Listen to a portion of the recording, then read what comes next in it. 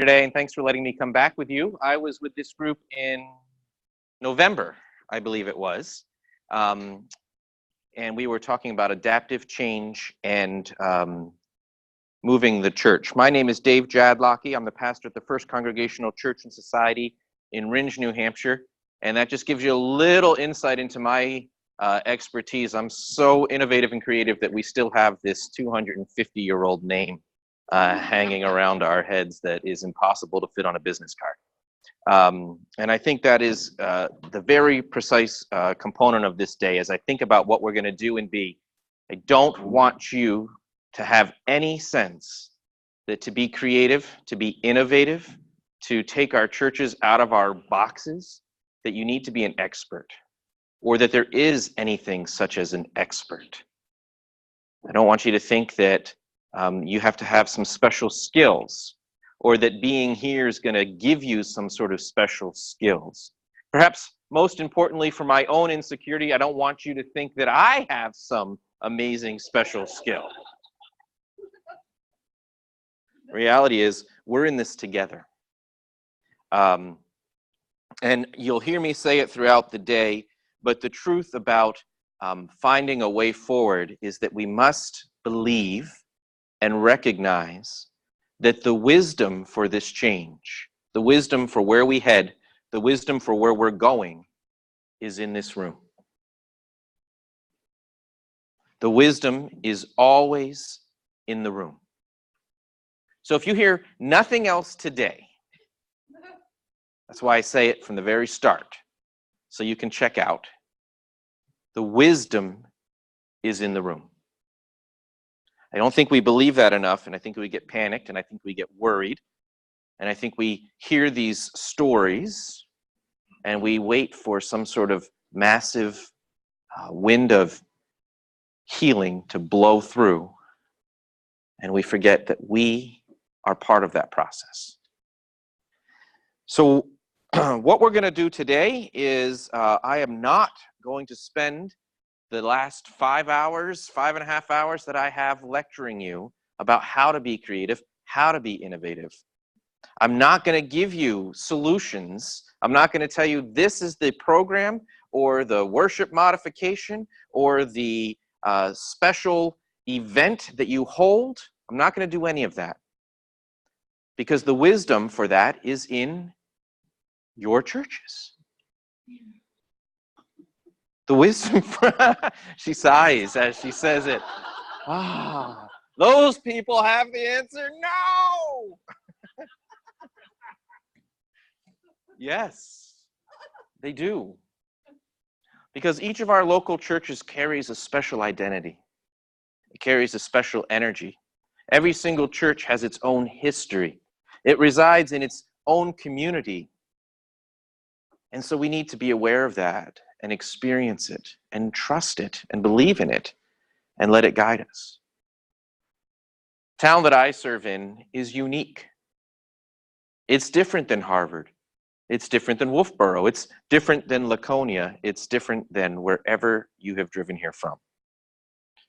And so the things that you might do in Laconia, we probably can't do in Rindge.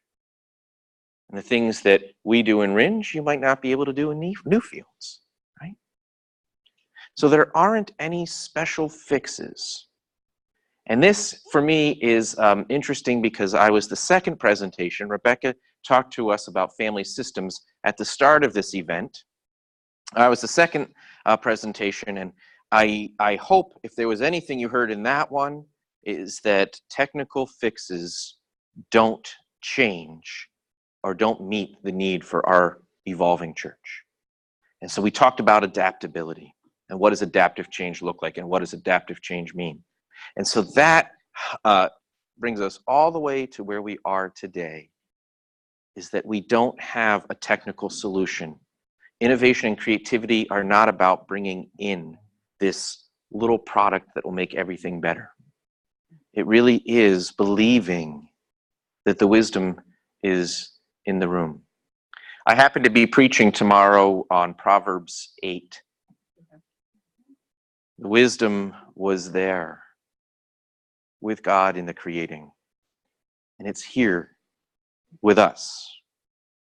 and with our churches when we find our ways to be open to it, to trust in it, and to believe in it, and to engage with it. So I've told you all the things I'm not going to provide you today. What am I going to do? We're going to practice today. This is a day where you're going to be invited to move. You're going to be invited to interact. You're going to be invited to experience. I hope to give you just a sampling of some tools that you can take back to your churches, particularly as you launch into phase 2 of this endeavor, where you can start thinking about how might we engage the people who haven't been attending these sessions, who haven't been sitting in these rooms, who haven't been hearing these stories. How might we use the deep wisdom of our people, and how might we find ways to invite them in? So that's my hope today. We're going to be doing a lot of practice, and my invitation to you is to start thinking about how might you participate in that today. So let go of your need to be perfect, and let go of your need to be protective, and let go of your need to be controlled, and just be free to share. Throughout the day, when we do some small group stuff, we're going to turn that camera off so you can speak openly. It won't be put on the YouTube and the World Wide Web for everybody to hear what the folks in Harvard said in their small groups about their fears. Okay? So I say that as a caveat as well. We won't be publishing everything you say. I will be on the World Wide Web, but you don't all have to be as we do that. Okay? So, how do we get out of our box? I'm going to have to figure this out. Before we get out of our box, we need to realize that we're in one. We're in a box. For a lot of us in these New England churches, we might actually literally be in a box. These ancient boxes. But I want to, and I always hate to draw on some statistics, and I know that every single statistic is going to be slightly different and depends on your source and what's the validity and blah, blah, blah. But there are some general things we can recognize. And some of it is a little bit surprising. So I sat through a training such as this a few weeks back, maybe a couple months ago, and a conference minister was going through a lot of research he had done on statistics, and some of them really struck me. He was saying that approximately 95% of those of us living in the United States believe in a God. When we broaden that definition wide enough to talk about something greater than ourselves, something more powerful than ourselves, something that has more control and influence than ourselves. I don't know the exact validity of that statistic, but it feels about right, to be honest with you. I have the great fortune of not just working in a church, but working in other avenues and venues as well. And I meet a lot of people who never go to church, who've never been in a church, who have lots of thoughts and feelings about church. But time and time again, as we're wrestling with deep issues, what I do hear is spiritual language, God language. So we have, if these studies are right, about 95% of the population that believe in God in some way, shape, or form. That felt about right. But what was super surprising to me was the next statement, that somewhere between 80 and 85% of all of those people have some kind of spiritual discipline, some sort of practice that they engage in from time to time. Whether that's praying, whether that's doing yoga with goats, whether that's, whatever it might be. But the idea is that it connects them to this spirit, to this sense of the divine that they have. Think about that.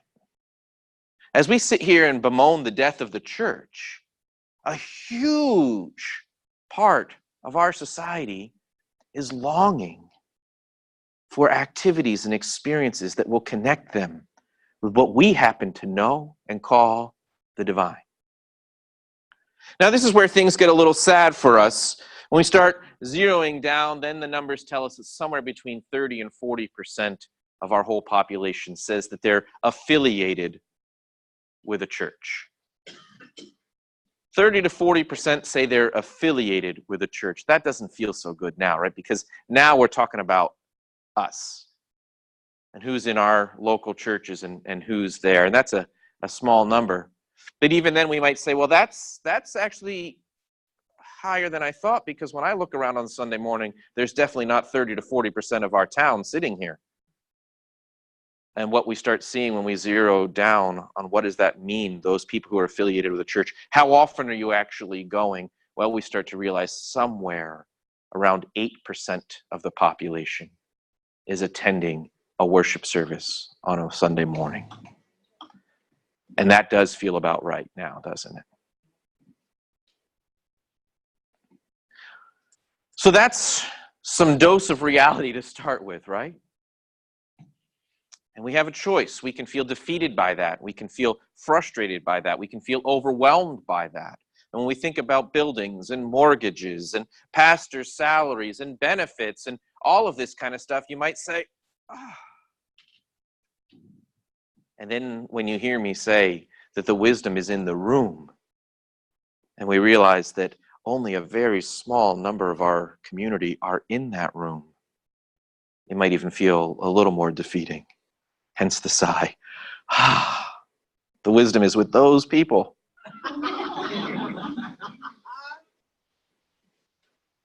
See, but that's not the whole of our story, is it? Because inside this box, there's a beauty that's much deeper than our building. There's a beauty that's much deeper than our building. Maybe it begins to reveal itself through here, but it also starts revealing itself in more powerful ways through here, through our connections, through our engagement, through our shared life.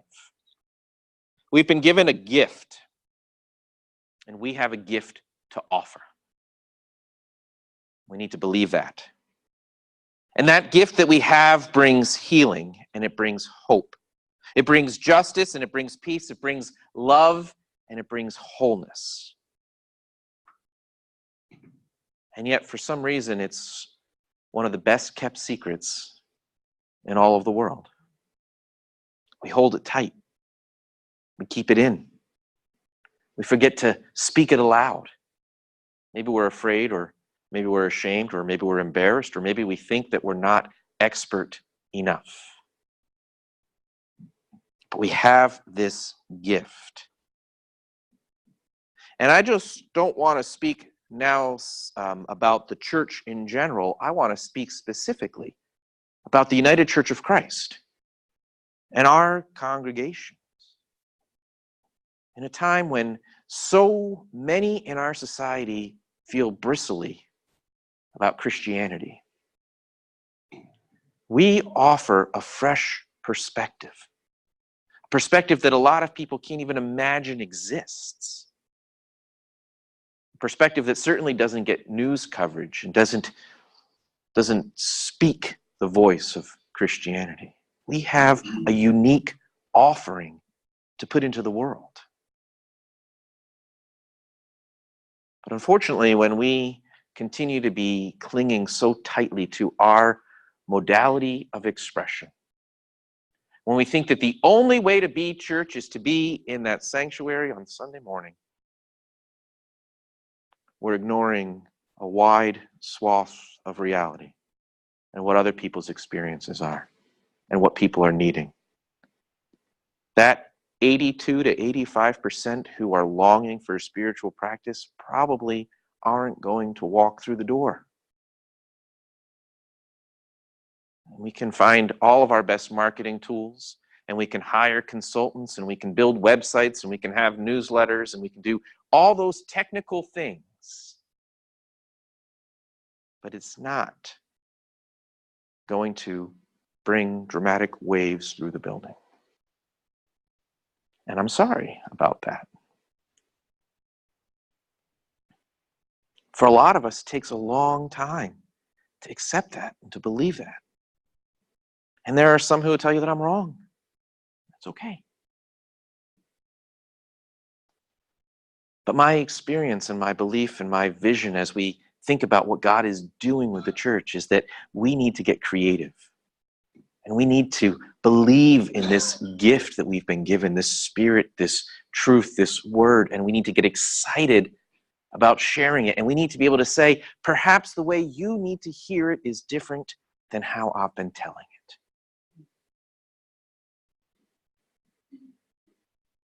And what matters isn't that it conforms to some sort of standard that I've been carrying for 200 years. What matters is that we put it out into the world. But to do that, we need to do it in a way that's authentic to us, that connects with our community, connects with our people, connects with our gifts and our talents and our strengths. Because if we're not authentic, if we're trying to put on airs or trying to do the thing that worked down the street, but doesn't connect with our heart and our passion and our talent and our joy, then it's going to come across as inauthentic. John Dorhauer has his book Beyond Resistance, and if you haven't read it, I think it's a good read because he does a great job of highlighting some things. Like everything, you don't have to agree with every part of it, but be open to some of the ideas and thoughts that he's put into it. And some of what he talks about is that we live in a time where people don't just trust authority anymore. They question and they wonder and they investigate and they think on their own. So I can guarantee you, if the expression that you put out is inauthentic or feels inauthentic or seems like in some way it's not real and you don't believe in it, people aren't going to want to engage in it. So you have to put out your version of how this spirit has come into you and carried you forward. And that is why there is no technical fix that we can just plop onto every UCC church and say, you do this and you'll be good. Because in order for it to work, it has to connect with your passion, the passion of the people in your room. And they have to be engaged in it and bought into it and believe in it. And they have to be willing to celebrate it and share it and carry it out so that there is joy and wonder. And that's why we have to be creative and innovative together. We'll talk about sabotage and we'll talk about fear at the end of our day. We're not going to start there. But we need to know that that's part of this process as well. But we're going to start with thinking about how do we find this creative capacity. Recognize that what we need is in. How do we start shaping processes where we can be free to share what this story means to us and how it's impacted us and how it has changed us, and to start imagining how others might feel that same thing. So we're going to go through a number of exercises throughout our day today. And the first one is an exercise that we call the Circle Way. Anybody familiar with the Circle Way? You've heard about the Circle Way? Maybe not. But you will today. And there's a lot of resources on the Circle Way. A ton of resources on the Circle Way. There's trainings you can take on the Circle Way. And I've done them, and they're great. And I find this to be a very, very powerful experience. So we're going to try it out, and then we'll take a short break afterwards, and then we'll come back and dissect our experience of the Circle Way. So in order to get us going, I need to give you some instructions. We have about 20 people in the room. And so we're going to create 3 groups of 7. And I'm going to trust you to not just go with the people sitting at your table that you shared a car with. I don't know who that is, and I'm not going to spend the time figuring that out, but try to move yourselves around a little bit, okay? So when we do a circle, we have really 3 roles. We have a host, we have a guardian, and we have a center. So I'm going to ask if I have 3 clergy in the room who'd be willing to take on a responsibility. Would you raise your hand? 1, 2, 3. Perfect. You guys are going to be responsible for our center. So when we're ready to go, I'm going to invite you to come forward and I'll give you some instructions. Okay? I need 3 hosts, 3 other people. Holly in the red and in the white. Great. I can't see all your names. I'm going to the eye doctor next week, but this seems to have getting worse week by week. I don't know what that's about. Age, thanks. I appreciate that. I can always rely on a friend to just speak the truth. So you are going to be our hosts. And so when the center people come forward, you can come forward and I'm going to give you our instructions. When you're in your circle, I'm going to invite someone to be the guardian. So the host, I'll talk about your role. The center, I'll talk about your role. The guardian, your job is simply to kind of be a keeper of the container. So if you feel that things are sort of going off course, the people are varying from the question at hand, you're invited to say, I invite us to take a pause and to reframe. If somebody is dominating the circle, you might be able to say, I'm aware of our time and it's important for all to share. Okay? You're guarding the circle and you're ensuring that we have a space where all can share. Does that make some sense? I'm trying to give you the rules as simply as I can. Last rule is that each group will have a rock, a talking piece. Only when you're holding the stone are you allowed to speak. When you're not having the stone, your job is to listen. Not to hear, but to listen. So when you've got the stone, you speak. When the stone is out of your hand, you listen.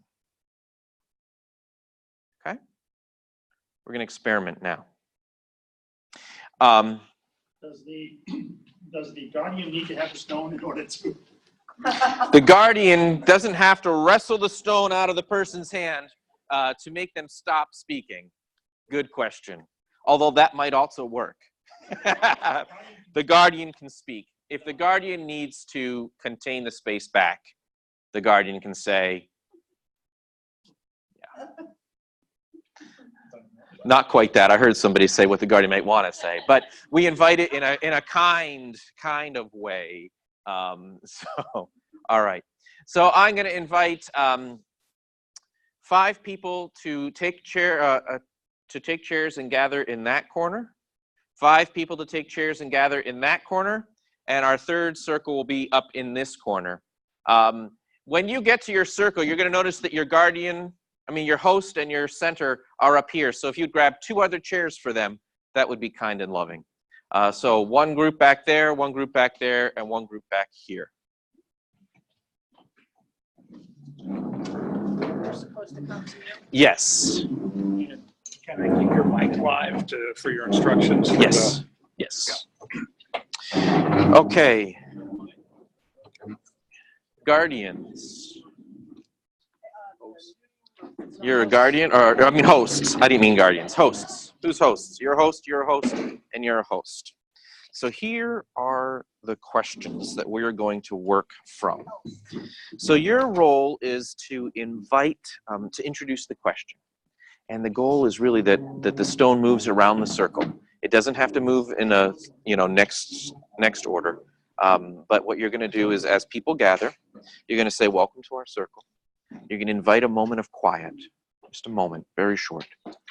And then you're going to provide the instruction, reminder to what I just said, that when we're in circle, you're holding the stone. When you are ready to speak, you pick the stone up from the center. When you're done speaking, you put it back. So as that we're not passing it from person to person and forcing people to speak when they're not ready. So you put the stone in the center. When you're done talking, you pick it up when you're ready to talk. And you are going to have about 25 minutes to go through our 3 questions. So, and there's about 7 people, so that's around just a minute or so per question, okay? And yeah, but it's not going to be that specific, right? Because some people share more than others, okay? And if we don't get all the way through, we don't get all the way through, okay? The centers.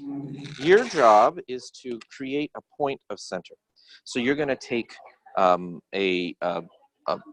of this, and you can grab a flower or 2, and we're holding our center. So you're just going to design it however you want at the center of your circle, okay? And that's it. See, all the clergy are like, why did you ask for clergy? Why is it that important? Well, because we have a sort of a knack, I think, sometimes for thinking about beauty. And if you don't, here's your opportunity to think about beauty. So here is your supplies. There are flowers here, and we'll go into our circle. It is kind of like an altar table. You could take anything you want. Take anything you want. On that experience. It is a bit, but we'll get there.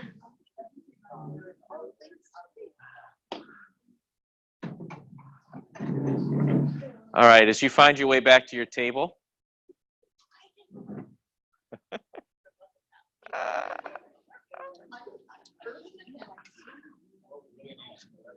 We need a guardian. I'm trying to be a guardian. I'm trying to be a gentle guardian, but okay. So as we think about our experience of the circle way, I just want to ask a couple questions. Then I'm gonna talk a little bit more about the theory and the purpose. This was a sampling, and there's some reasons why it wasn't perfect, and I'll tell you why that is. And I'm not sure there is a perfect, but I just want to just touch base with some people saying, what was your experience? What was it like for you?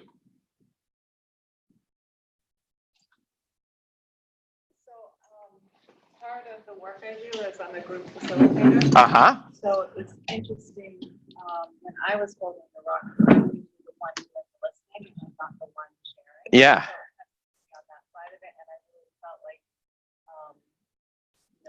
my peers at the table were really great listeners. Yeah. Amazing for those of us who do a lot of facilitation but don't share. It does change the dynamic. Luann. I'm a flaming introvert. So I'm the one who usually sits back and listens very happily. But there was a good feeling knowing that I was going to get the rock and have my chance without feeling like I needed to shout out over the others. Thank you. That's an important perspective. I felt that exactly. Yes. People who normally kind of hold back and feel that introverted style, knowing that there was a space going to be made available so that you could share without having to insert yourself into the conversation, which can be really hard. Yeah. Even though we had 4 churches represented in the circle, and each church being unique, there was a lot of commonality in the responses. Yes. Perfect. Starting to see what we have together. Yeah. And awareness for me was, we're Newfields Community Church, is the size. And I started out with talking about the size and ended up realizing that we need to expand, even though I talked about the size, that isn't really what it's about. The numbers are not what it's about, which is what you indeed started this morning. Yeah. It is what is in the room where the change is. Yeah. Yes. Yes. That can be powerful, that realization, right? Even though we have suppers, we have all Bible study and all those training and skills and gifts. Yes, sometimes What are we going to do with them? sometimes we're waiting for that expert person or that other person or that solution to come through the doors. And we wait a long time before that ever happens, when we could be activating some harvesting and yeast It really here. is about follow me. Yeah. Thank you. Like what you said this morning about the fact that there's no solution that fits every situation.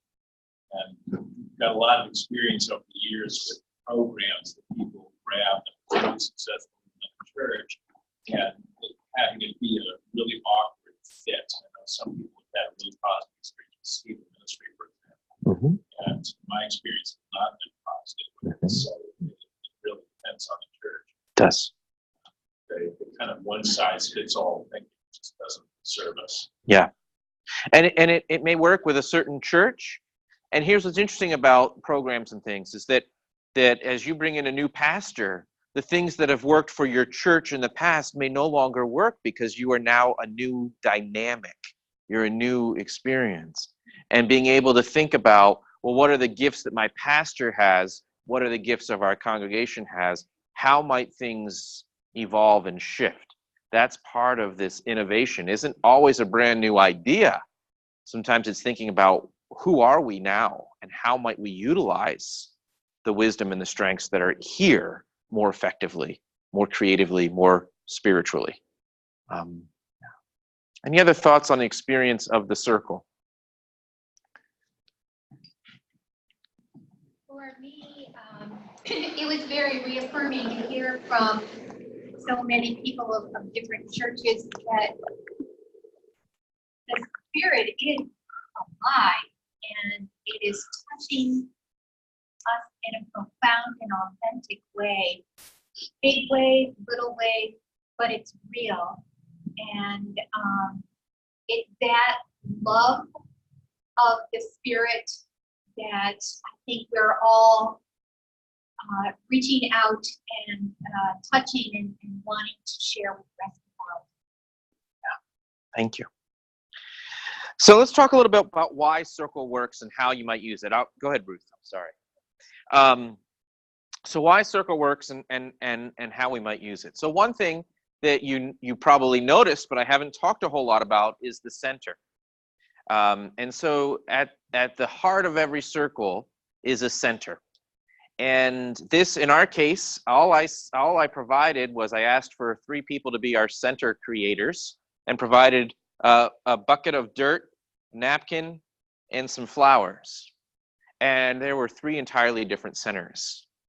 Okay, so one thing that I want to say about that is indicative of this whole statement that the wisdom is in the room.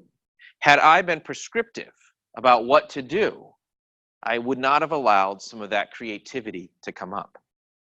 Right? So back here, the dirt is poured out onto a napkin. Over here, the dirt was covered up by a napkin and revealed at the end. And over here, it was displayed with flowers. 3 very different expressions. And this is part of what we're learning to do when we want to think about how do we free up a church to be creative and innovative, is trust the people. Right? Now, another thing is we think very intentionally, as we're gathering Circle, we think very intentionally about what that center will be.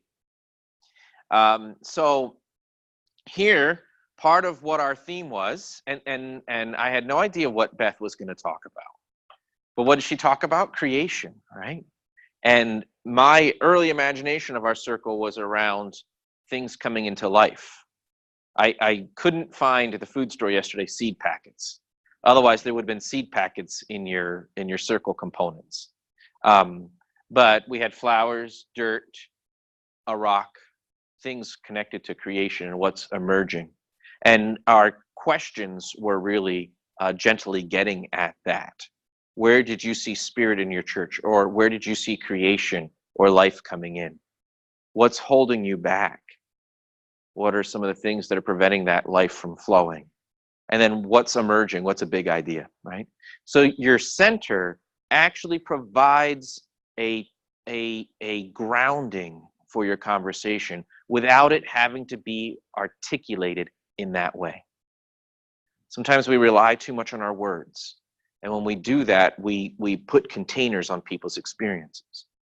So if we went around the room, we're not going to, but if we went around the room and said, how did you perceive that center? Again, we'd find a whole array of different experiences. But it was holding its place. So the center is a way to very subtly guide the conversation and keep a place. The other thing it allows you to do, and this is going to be somewhat dependent on your group and knowing the people in your circle, is it can also be a way, sometimes, for example, I used this in a school administration experience that I did. It was a district that was having some culture issues. They wanted to have all their building administrators in one place, and they asked me to come in and help open up the conversation. And so we did circle there with a group that had a little bit of contention with each other, right? Some of the principals in some conflict with the superintendent, some buildings in competition with each other, and they wanted to talk about culture. And so in that context, I invited people to be very intentional about speaking to the center. And I actually even heard this in one of these corners over here. If I'm not looking at you and I'm looking at the center, please don't take that personally. It's a way to be able to guide some of the conversation, particularly if things might be of a little bit tougher nature. So when you're speaking to the center. Not only does that take us off of some of the interpersonal conflict, it helps us remember, if your center's designed well, that we are speaking to the purpose, not just to each other. Go ahead. Do you mean the person who was the center? Not the person, The arrangement. the arrangement, not the person. And ultimately, when I am pulling circle together, if I'm the one pulling it together, I'm probably going to take some responsibility for the creation of the center. Today, we are trying to orchestrate 3 or 4 circles, and so we needed some assistance on that. David, I don't know if you're going to talk about the rock compared to the center, but to me, the rock is more important. Yes. Because it typifies, and I can see and I can hear people in the congregation who just want to get their piece out. Yes. And they don't take the time to listen to what somebody is saying, because their viewpoint, their point is far more important, and they just don't take the time to listen. That's correct. And so that's a good pivot. And that comes right into the experience over here, right? People who, when you have any group, there are some people who love to jump in and share. And then there are other people who, for a lot of reasons, too polite, roles that we've been placed in, internal processing experiences, how we communicate, find it really hard to insert ourselves into the conversation. So by having this kind of expectation that all are allowed to share and all need to listen, it does reframe the conversation. The other thing that happens is when we have some of us who are always thinking about what we're going to say and aren't necessarily paying attention to what's being said, this kind of, with this real specific instruction to listen, helps shift some of that. And so you start to hear voices that you might not have heard. Circle can be used in a lot of different ways. It can be used if you are having a larger church planning session or experience and whatnot. You could use this as an opening format. It can also be used if you have regular church boards or vision teams or consistories or whatever your councils, whatever it might be. It can sometimes be a really neat way of shifting the culture of that by using this practice, even in the beginning of that meeting. Even shifting the dynamic, right? We're in circle, so it changes the hierarchy experience. It changes the dynamic of that. It's amazing what happens when you just even shift your meeting to a circle and the experience of that. Well, you think about if you had invited people to a meeting at the church, they all sit with their friends. Mm-hmm. Those like-minded people. And what happens is when you break that dynamic apart, and you get these people to sit with people they would not normally sit with. Yeah. And these are people they would not normally want to listen to. Yeah. And that's why the circle is effective, because it forces them to listen to an opinion that they may not normally be connected with. The other thing it allows is that host and the guardian are not fixed. You can, in each expression of circle, shift that around. So if you're using this as a council, instead of it being the moderator and the secretary all the time, right? That position moves around, and you have that space. One of the and this, I own this could be me, Yeah. you know, but one of the challenges that I found was that I was terrified to pick up that rock. Yeah. I mean, I don't think I'm either extreme introvert or extrovert. I'm probably in the middle, slightly introverted, but not extreme. I was terrified to pick up that rock. Yeah. And I also felt guilty affirming people because it wasn't my turn to talk. So somebody said something and I would want to say, I understand, or to, Yeah. encourage them. I can't talk. Yeah. So I found it, A little off-putting for you. yeah. Uncomfortable for you. But it's nice that I own that could be me. It might be, but it may not be. And what also happens is you use this in your community, right? The community's kind of experience can come into it, and you might find more familiarity. But it also is a great vessel for being able to see some dynamics that take place in community when you start using it regularly, which can give us some insight into some of the struggles and challenges that we might have. I actually was wondering if you could unpack that feeling of discomfort to pick up the rock, because I think that would be really helpful to understand. Like, I could tell that there was something going on, and you're like, nope, I'm good. But so let's say we're in a circle. I know you don't want to belabor all this, but let's say you're in a circle and someone has that experience. What do we do with that? We have to. You don't force, you let it be.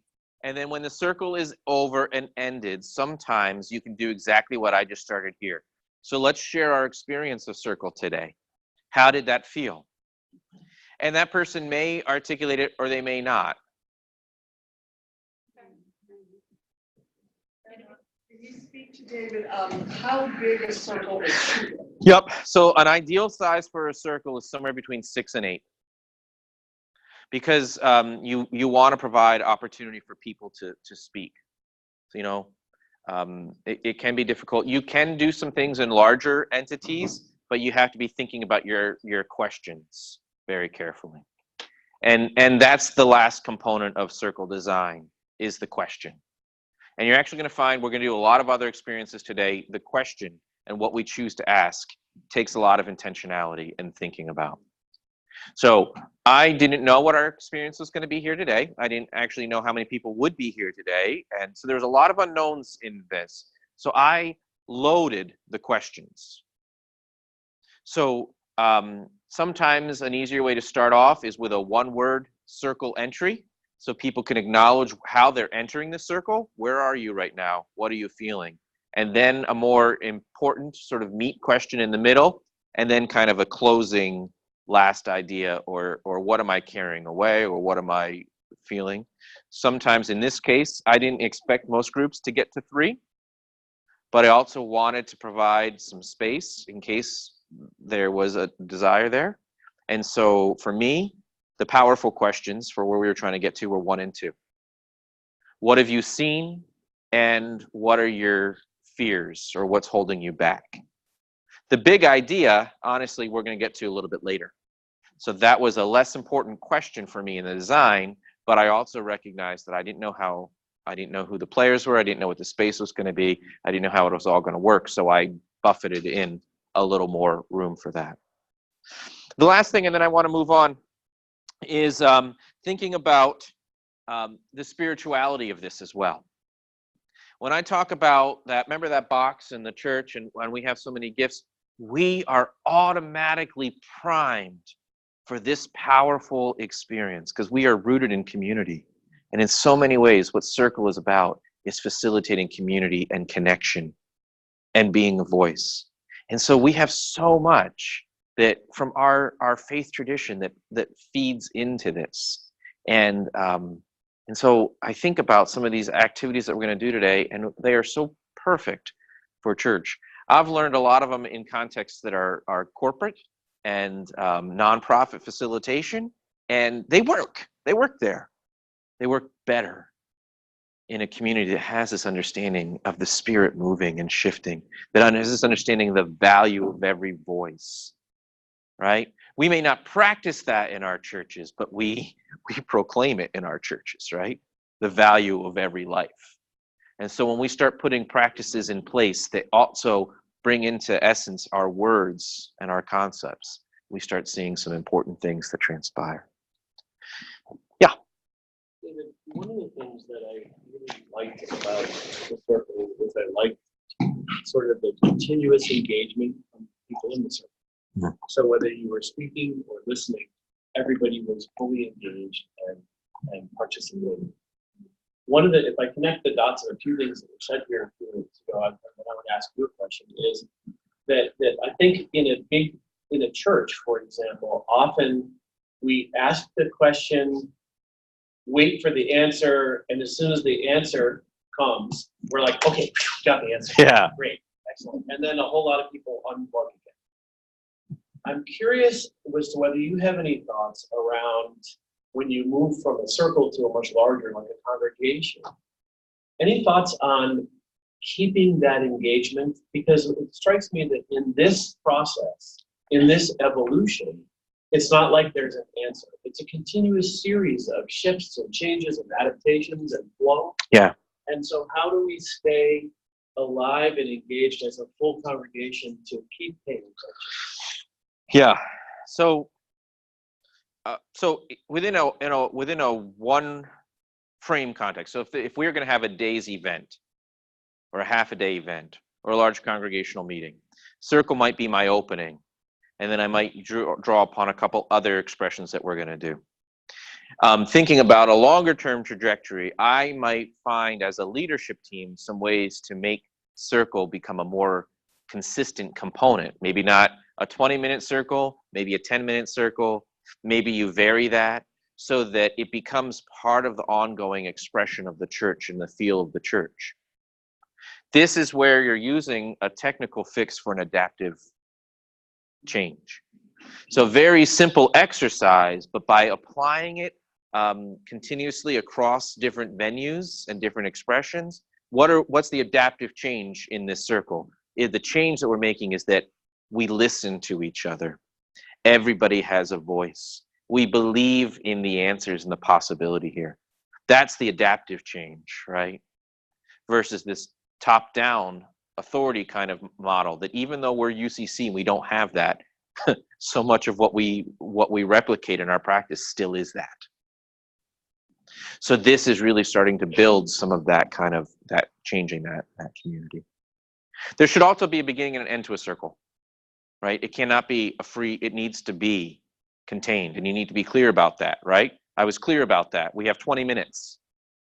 There needs to be a beginning and an end to this experience.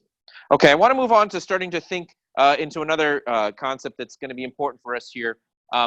Freeing ourselves from the confines. We live in a visual world, right? That's not brand new news. This is kind of where we are. And words are essential, and we need to choose our words carefully. We need to recognize the impact of our words, but we also need to understand that we are relying on a lot of visual experience to instill creativity and innovation. It cannot just be paragraph after paragraph after paragraph. We need to be thinking about how do we connect with people's emotionality. So finding ways to do this, finding ways to be able to allow folks to feel and see what it is that you're working towards and that you're putting forward. So you all had a session that talked, I think, a great deal about mission and purpose, right? Mission statements and understanding your purpose. Yeah, this was part of, right?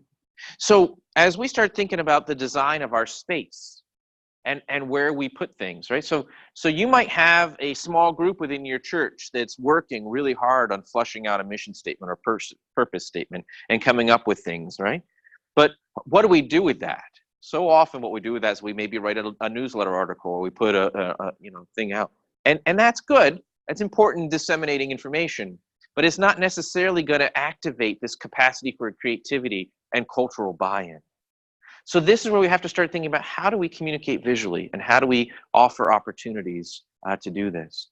It's funny little things that entities have done, like painting one wall within every bathroom with chalkboard paint and having important questions for the community on the bathroom wall with a thing of chalk there. And the idea is that people respond to that question while they're in the bathroom. I mean, right? But it's just, it's funny little things along that line. And this is where, how do we make something visual? Having a place that we see ideas, or we see what the wrestling of the church is, or we see what the questions that the leadership is wrestling with, and simple individual ways for people to engage in, to recognize it. We're all artists, but we deny that. Because we think that to be an artist means I have to be able to create this wonderful masterpiece, or use this medium perfectly. I'm like the king of struggling with perfectionism. Like, it's been the blessing and the curse of my entire existence. And I don't do it always well at letting go of that, but sometimes I do. But this idea that how do we allow some of that creativity to come from us? How do we use the wealth that's around us? And think about some of these folks in our congregations who have these wonderful artistic gifts. And how do we activate them to bring energy to the church? I walked into the sanctuary over here, and it was just fantastic with stuff hanging from the windows, right? What happens when we free up members of our church to use those gifts in that way? It brings a different energy, brings a different experience. Now, I don't know what happened with it on Pentecost, right? And how the church received it. But as a stranger walking into the space, I felt alive. I felt energized. I felt good. And how do we do that with our spaces? How do we allow visual expression to come into being? And in the same way that the circle allowed people to use their gifts, how do we, when we start thinking about releasing some of the creativity, whether that be music, whether that be arts, whether that be poetry, whether that be murals, whatever it might be, tapestries, weaving, knitting, when we allow people to bring their sense of self into our space, do we encourage that kind of wonderful gift? When you ask me to do what you want me to do, I might say yes. But when you say to me, how might you help us cultivate, how might you bring a joy and a physical expression into our community in a way that's unique to you, you're going to do it more powerfully. It's the same thing with our centers. When I allowed it up with some expressions that were more dynamic than anything I would have prescribed. So using visuals in a way that allows the communication to continue to flow. So using visuals in a way that allow people to add to it, then it changes. So it's not becoming static. It's not just one expression. And I'm not being prescriptive about what your visuals are. Why? Why am I not giving you specific things to do? Because it's unique to your community. The way that you express things and display things and show things in your church is going to be different. Every single church is going to be different. But the point is, you need to start thinking about how do we have a way that we see things, that we are seeing the progression. We're celebrating the things that happen, taking pictures, displaying pictures, rotating our pictures, having images in worship, having changing of our bulletins, things like this. That these are technical fixes, but the idea is to bring an expression of what's happening in the church into the being. We launched our new website about 2 years ago. We have 5 pictures, 5 that scroll through automatically. And that's because those were the 5 most important expressions. We explained how to picture to match that expression. And we might people have seen it so much, but that was very important to try and solidify that, boil that down to 5 things that were important for us to say, little phrases. Yeah. As a visual. Yeah, it's true, right? And then you're right, like refreshing them from time to time helps show the continual growth. But people connect to that visually way more than if you had the word, whatever it might be, openness and welcome and spirituality, right? There's something different. Just as example, I mean, my church is, you know, I have to fight constantly about it, you know, it's not about the building, even though it's 1846. Yeah. Yeah, that we can move from that, and I've almost given up. And a couple of 2 years ago, I decided to do a sermon series leading up to the 500th anniversary of the Reformation by using the Be the Church, which is not a new campaign. Right. It's been around for years. Yeah. In the UCC, Be the Church, and using the banners, etc. And so I asked to, you know, write $125 out of the treasury to get the banner and put it up during that series. And then, you know, after I was done with that, took it off. And I had many people ask about the banner. So, where's the banner? We want the banner. And so we ended up installing it permanently. And I've had so many people comment to me about how that, for some reason, that struck a chord, that initiated all kinds of conversations and asking, can you talk more about what that, you know, talking about the different lines, and I'm like, are you kidding me? Yeah. Because it was, to me, it was just a, you know, I thought it would be just like one of the many other things I had tried to do visually. And it didn't take any creativity. I worked over $125 out of it. But it was a visual. It resonated. That visual resonated. And There was systems too. Yeah. Oh, yeah, it did. Actually, it took me months to get $125 to get that banner. And now it's a permanent fixture. Yeah. But when you say the creativity was doing a sermon series that phases within the banner? Possibly, but I still think, but the people talk about the banner who didn't necessarily hear those sermon series. okay.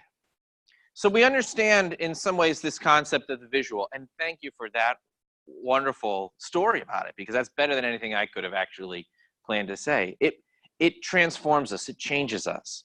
And so this was a micro topic within our larger piece of creativity, but I just don't want to underestimate the need to capture and visualize what we're doing, and to make it interactive and dynamic. Allow people to contribute to it, allow people to change. And as soon as you hit on something that's working, continue to think about what worked about that, and how might we elaborate on that? What else might we do to connect to that? Because this is about cultivating passion and joy in the community. And it's so easy as we do all this change work to become so focused on the change work that we forget the celebration and the joy and the fun. And it should be fun. It's not all going to be fun, but there should be some fun.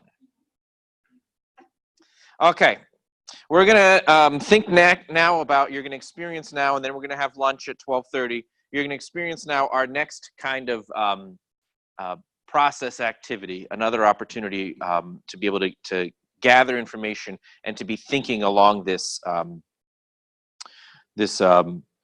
innovation, and how do we harvest the wisdom that's in the room. And so we're going to do something called a World Cafe. This is a little bit more familiar to people. And so what we're going to have is 3 rounds. And what you will do, so here's your instructions. You are going to find your way to one of our 4 tables. And I will need to just take this paper here, and we can make space on Beth's table for the paper to go back to it. But we're going to have 4 tables. And so you will find your way to one of these tables. Once you're there, I am going to invite a question. And you will just be able to respond to that question as the people at that table. There are markers there.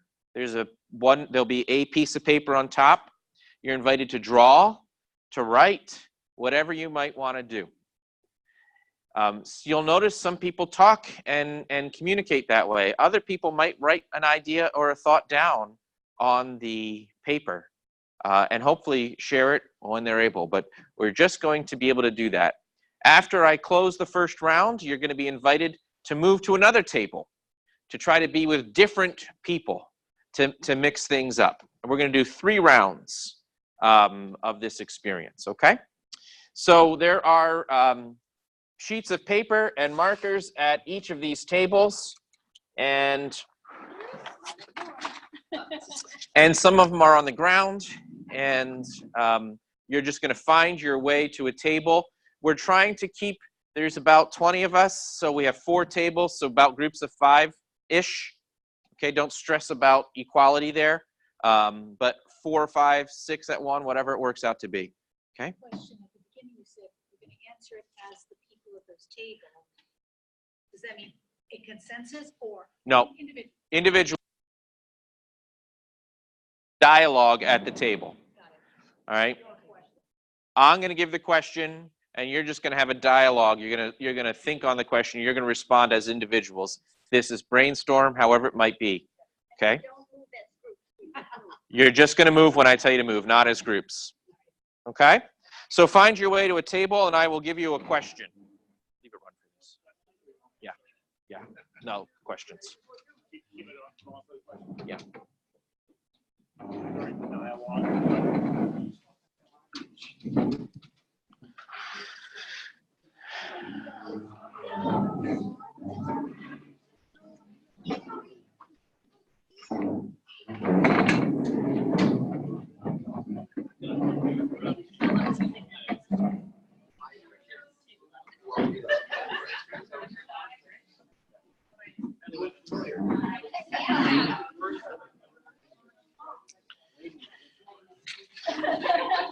All right, so now that you found your way to your table, here is our first question. At our core, we are a people of relationship. Our faith is founded upon love for God and love for one another.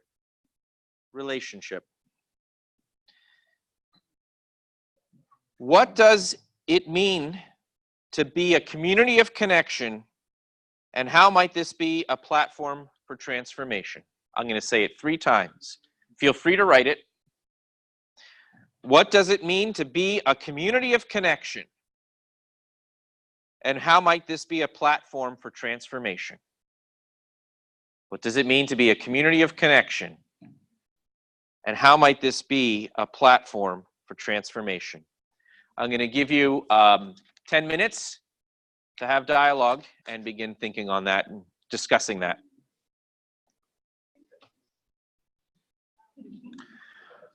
All right, I'm going to invite us to put our conversation on pause, to pick yourself up and move to a different table, trying to intersperse yourselves with people who you haven't yet spoken to. May not be entirely possible, but do your best to intermingle and return to another table, a new table, one that you were not at.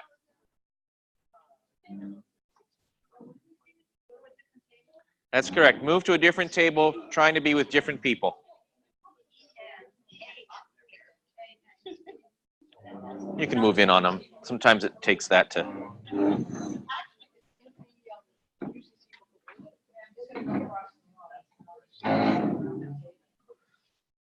All righty, you guys are being moved.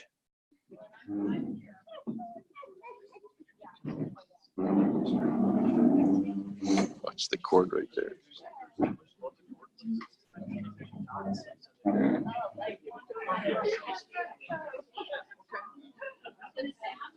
That's different.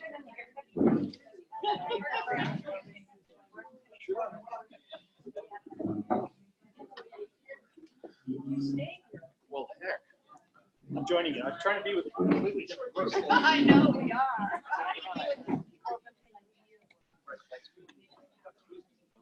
Okay. So you find yourself at a new table, or not. The question for round 2 is going to remain the same. And I will phrase it, I will repeat it again. What does it mean to be a community of connection? And how might this be a platform for transformation? Well, before you start your conversation, I want you to take a moment and look at what is before you. You probably, unless you didn't follow the instructions, you probably were not at that table. So you don't know what that necessarily means. Just look at it, absorb it, think on it for a second, and then begin a new conversation with those who are in your midst. What does it mean to be a community of connection, and how might this be a platform for transformation?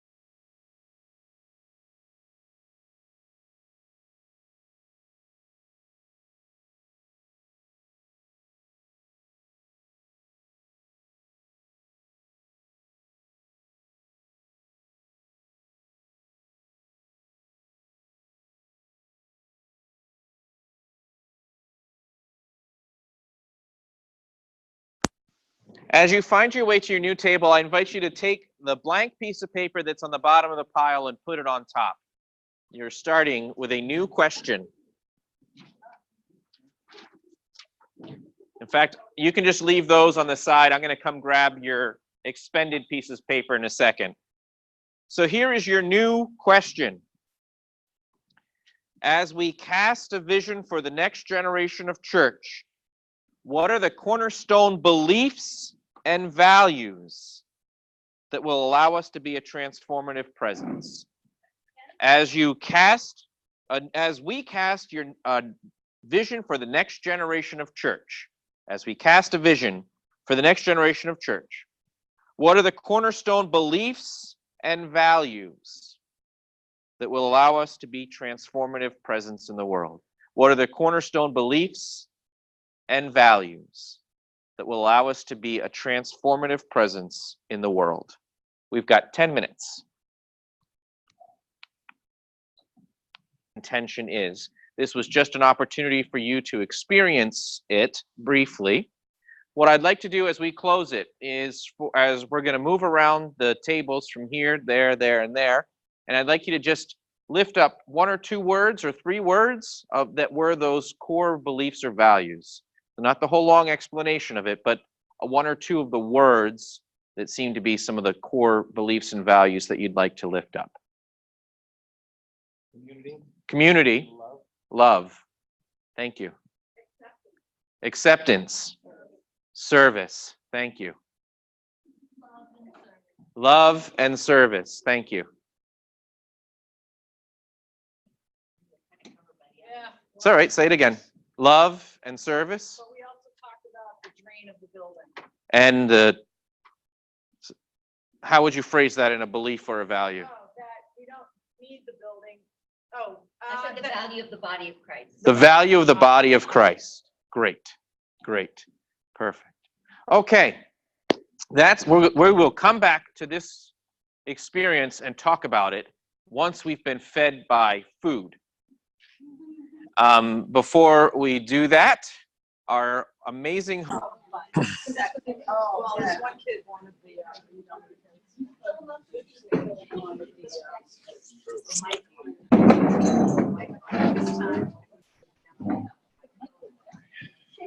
well, she could have just talked about it. That's part of it. Yeah. Right. Oh, that's great. Perfect. People are just going to have to advance through the silence. That's pausing.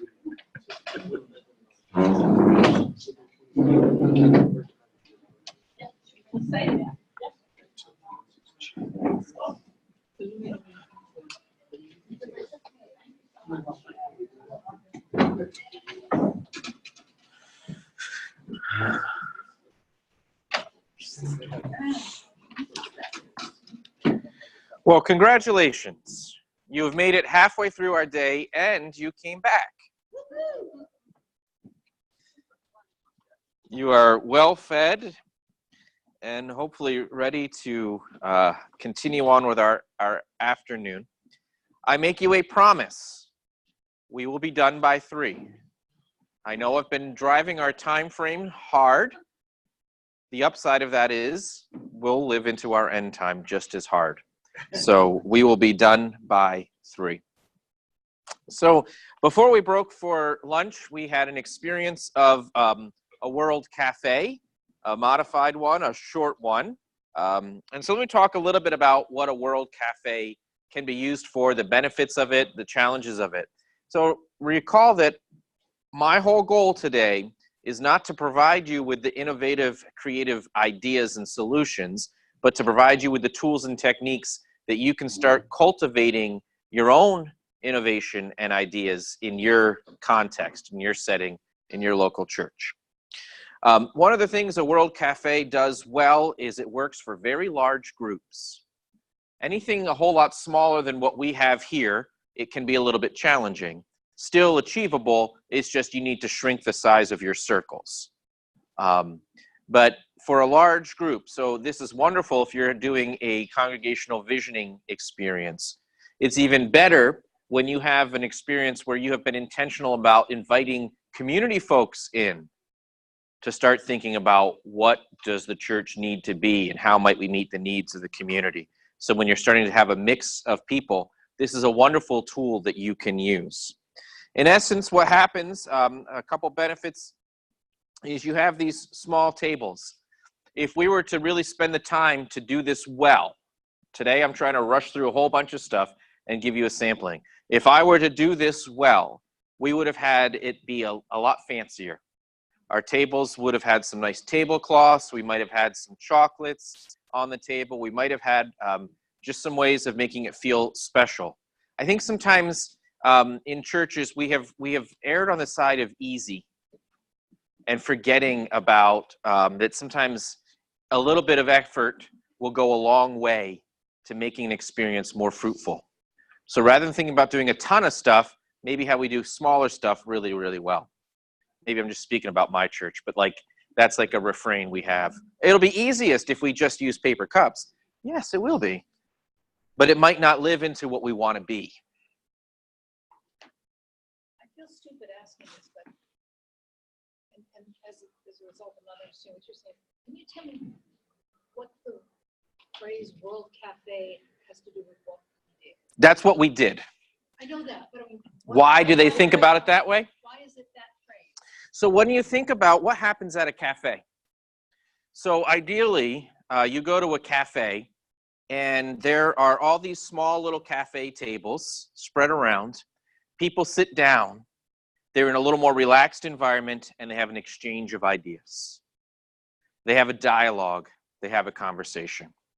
So a lot of these techniques, people are these innovators and creators and they have to come up with a catchy phrase. So I'm not sure World Cafe is the world's best thing for it. But that's kind of the idea around it, is that it's this model, it's this experience where you're sitting with others having an exchange of ideas. That's the best I can tell you on the history behind that. I'm sure there's a better story if we research where the name came from. And then to meet, we traveled around the world to different countries to have different experiences. Yeah, there you go. We moved around the world. It's like a game of basketball, right? You moved around. I'm not sure the whole I guess deep I'm just understanding. not Yeah. in a cafe, I'm gonna talk to the person That you're familiar with. But the idea is that you have a nice setup.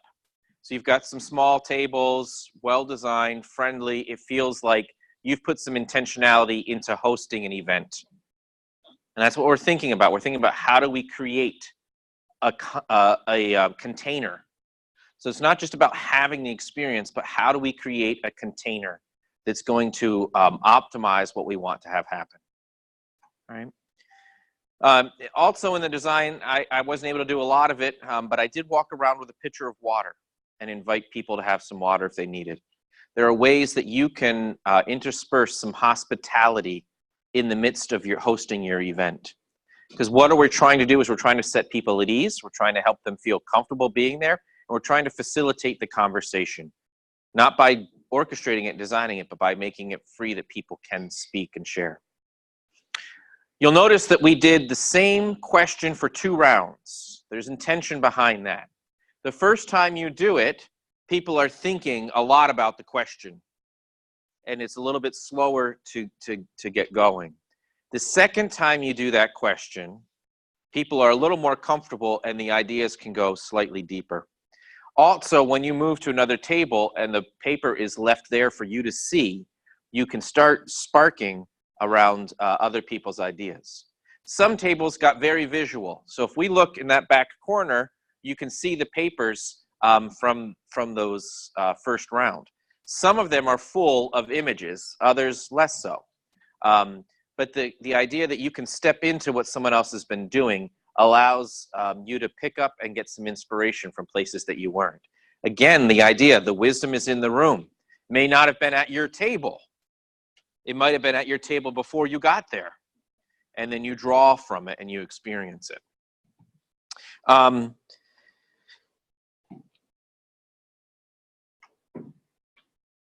Oftentimes, as you move through the rounds, people are cross-pollinating.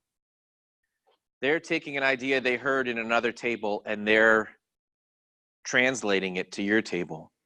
It may not have been their idea entirely. It might have been something they heard and it sparked something that they carried with them, and that came together to grow a larger experience.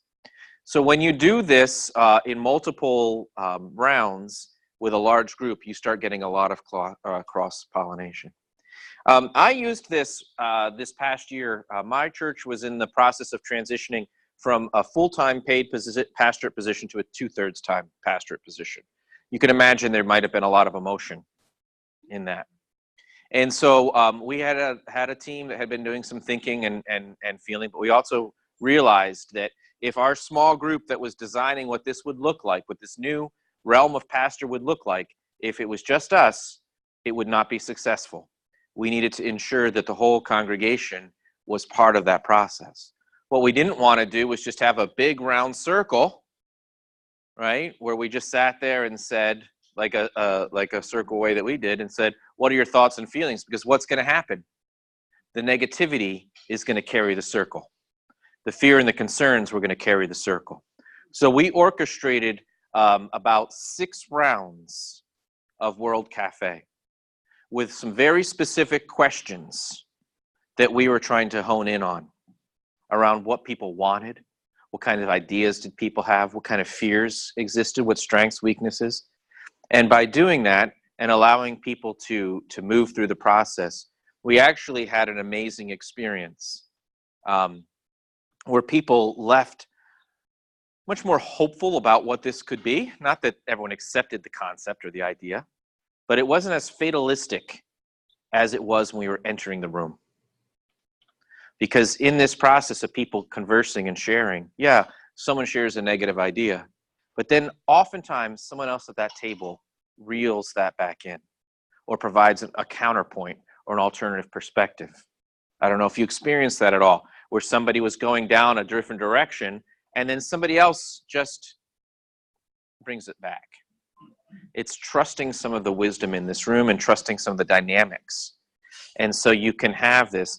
And because you've got these short rotations, let's say one round does get bogged down in a little negativity, you have an automatic break to transition into a new expression and a new group of people and new voices. So it can be a very powerful tool, even if you're trying to host a very difficult conversation. And people can feel much more heard. Back to this idea we had with the circle way, where some folks are hesitant to jump into the dialogue. In these smaller settings, it can be more effective. The question that you raise is huge and very, very important. So the questions that you frame the dialogue with matter. So having a team that is hosting this experience and thinking intentionally about what are our questions. Not what's the outcome we want to achieve, but what are the questions we need to ask. By asking a good question, you allow the conversation to find its place. What makes a good question? One that doesn't have too much specificity and lead the direction, but also provides enough of a context, right? So I gave in the first question, what is a community of connection and how might it be a platform for transformation? I wanted us to be talking about community. I wanted us to be talking about connection. And what might that do? Why might that be important? My next question had to do with values and beliefs. I knew that in that first 2 rounds, I had placed my values and beliefs onto the conversation. Because the cornerstone for me was community and connection. But if all we had done was facilitate a conversation about community and connection, we missed service, love, or some other acceptance, right? There were a number of other things that, because my initial question was kind of specific, I shut off the wisdom in the room. So by thinking intentionally about how do we open some of that up, and that was a broad question, right? The value of the body of Christ. Now, the value of the body of Christ took a little bit of getting to, didn't it? And some even thought there, but probably never would have entered the conversation based upon my original question. So the way that we cultivate the question, the way we think about that is important. So you can see in an experience like this, it takes some good prep and planning. So you need to have a host team, a core team that's thinking about what's our room going to look like? What's our setup going to look like? What is the question we're going to ask? How are we going to support this?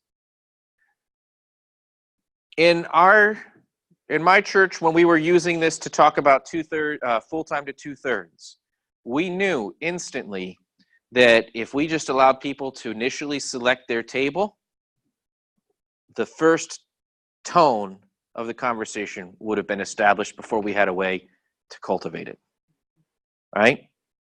So what did we do? We knew this meeting was going to take place immediately after worship. So as people left worship, one of the core team members handed everybody a piece of paper that was colored, yellow, red, green, blue, randomly integrated. So you left worship, they didn't know what the piece of paper was about. They were handed a piece of paper and invited to come downstairs. We had refreshments on the way into the room, and then on each of the tables was that piece of that color. And so as they were handed the refreshment, they were invited, please find the table that matches your color. Now, we didn't orchestrate who was sitting where. That's too much control. But we also put some intentionality around trying to randomize the experience. So that's part of this design process, this thinking process. This isn't just about if we bring everybody together, well, then the creativity, innovation will come out. It's thinking about our context and thinking about the intention of the experience.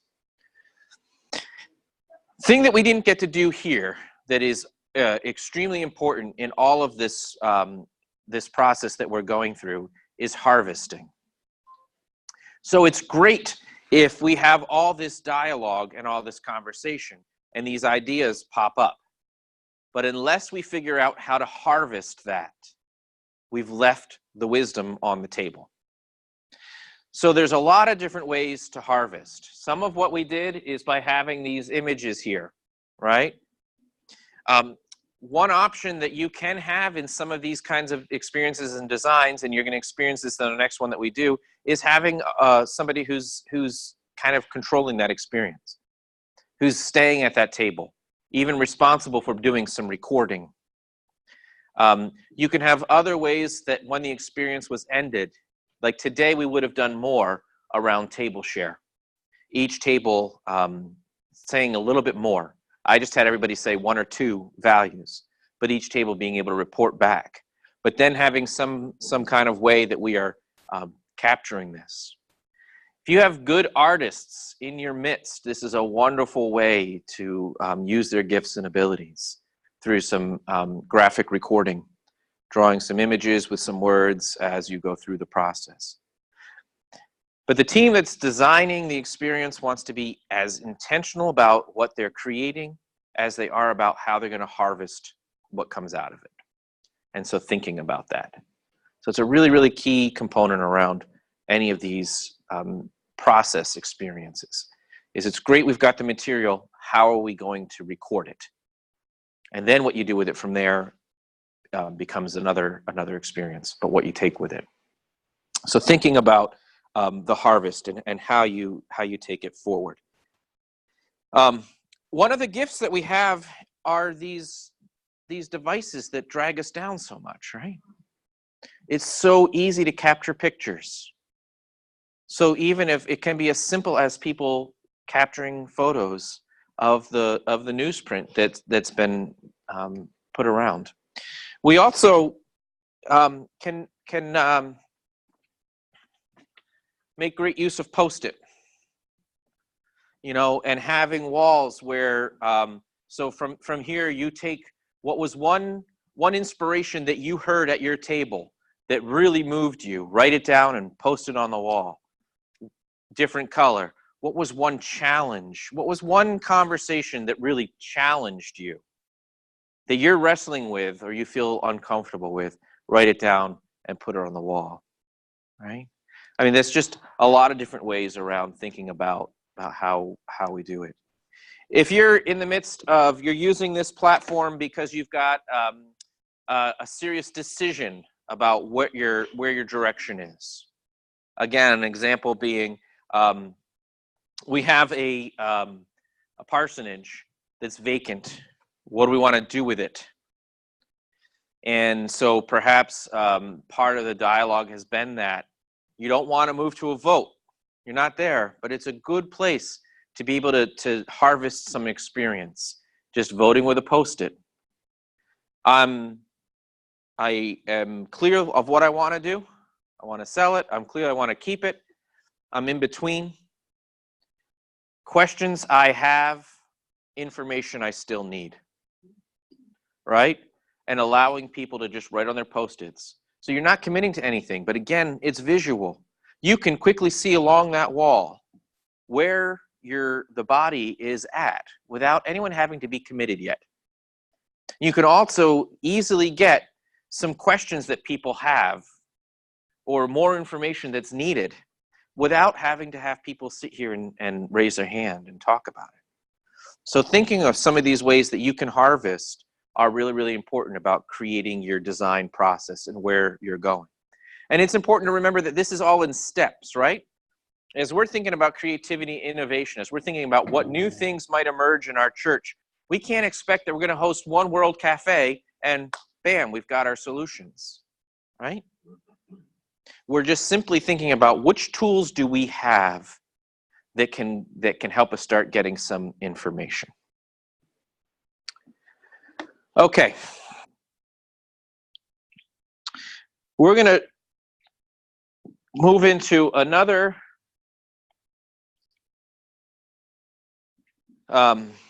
experience, and this is the last experience that I'm going to force you to be moving around and talking to strangers for the day. And then you're going to work a little bit with your own church, and then we're going to have a conversation on fear and sabotage, and then we'll leave. So this is a pro-action cafe. And so a pro-action cafe is a wonderful experience when you have some ideas. So if you're at the stage where you're thinking about how to make some things come into being, and it allows some input to be had.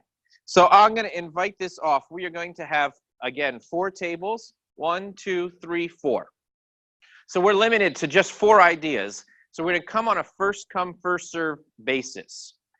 If you have an idea about something new and exciting your church can do, if you've been having this thought about a program, an activity, an experience that you would really love to see your church do, you're invited to claim one of these 4 tables.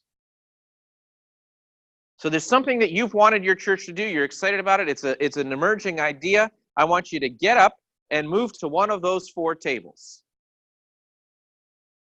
Yes, now. The first 4, and Rebecca's moving away from the table. The first 4, seated there, get the opportunity. You're going to get a whole lot of information about your idea. 2 more ideas. 2 more big ideas. Nobody has any ideas. Nobody's dreamt of something that you want at your church. You're just claiming it. If you've got an idea, you're claiming the table. Do you have an idea? Come take this table here. So we got one more table for somebody who has a big idea. One more. No big ideas? Thank you, Rebecca. What you're going to do now is our 4 idea people are going to just stand up and give a very, very short synopsis, description of your big idea. Can we start with you? Doesn't have to be big, just your idea, your program experience. Whatever's been percolating.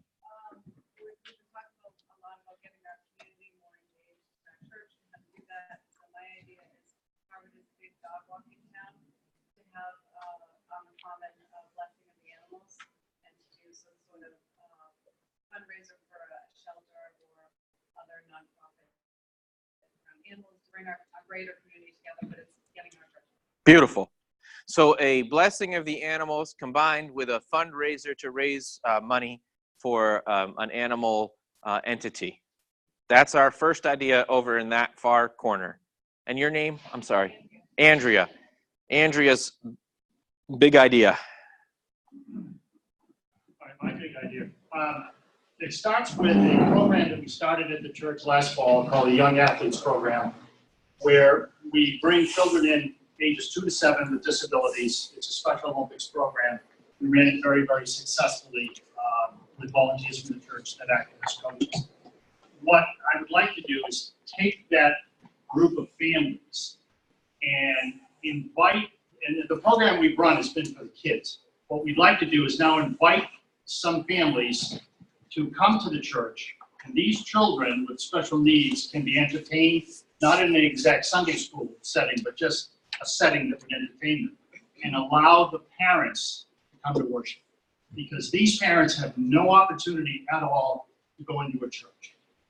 So that's my big idea. Have the kids come in, we'll occupy their time, and that will allow the parents to experience worship. Fantastic. It's an opportunity for creating space for parents of children with special needs to be a part of the community. My name's Mary Jo. This is not my idea, it's somebody else's idea. I think it's my pastor's idea, but I just want to put it out there. All right, great. We are short on funds. So our future is iffy. So the idea of a GoFundMe page came into being, and we have a small committee of 3, which hasn't met yet, but certainly open to other thoughts from the group about it. And great. Yeah. So establishing a GoFundMe page to help carry the church on. right. Not exactly the plan. That's her big idea, though. Process of this. Yep. That's fine. So that's her idea. You're good. You're wonderful. I'm good, yeah. You're perfect. She didn't jump to the table, so it's your idea. So in my church, there is monies for Sunday school construction and Sunday school furniture, and our Sunday school has no permanent walls, so we're make some permanent walls for our small but dynamic Sunday school, and in the nursery do some furniture for like godly play. So some ideas around how to bring the Sunday school to greater definition and opportunity. Okay. So we have 4 ideas that are looking for some engagement and some input. And so again, we're going to do 3 rounds, and here's what's going to happen. You, as those who are participating, are going to find your way to the idea that interests you, that you'd like to participate in a little bit. And once you get there, I will give you some instructions. You will move from that table to the others in the 2nd and 3rd round. So you're not stuck at this idea. So if there are multiple ideas that interest you, you'll have an opportunity to be there. But to begin with, find your way to the idea. We have some thought and conversation around GoFundMe, an animal experience, worship for parents with special needs, and a Sunday school encounter over here. Waiting for your additional. Thank you.